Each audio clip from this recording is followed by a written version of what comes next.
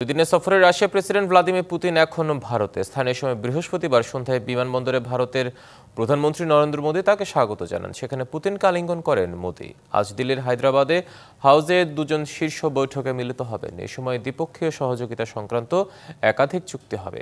এর মধ্যে একটি রাশিয়া থেকে ভারতের অতিরিক্ত S-400 আকাশ প্রতিরক্ষা ব্যবস্থা কেনা। এটি ইউক্রেন যুদ্ধ শুরুর পর পুতিনের প্রথম ভারত সফর। সর্বশেষ তিনি 2021 সালের ডিসেম্বরে নয়াদিল্লি সফর করেছিলেন।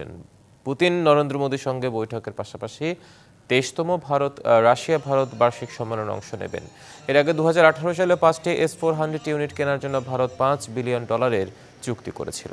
এর মধ্যে 3টি স্কোয়াড্রন পেয়েছে ভারত, বাকি দুটি আগামী বছরের মাঝামাঝি আসার কথা। অপারেশন সিঁদুরের সময় এসব প্রতিরক্ষা ব্যবস্থা কার্যকরভাবে ব্যবহার করা হয়েছিল বলে দাবি ভারতের।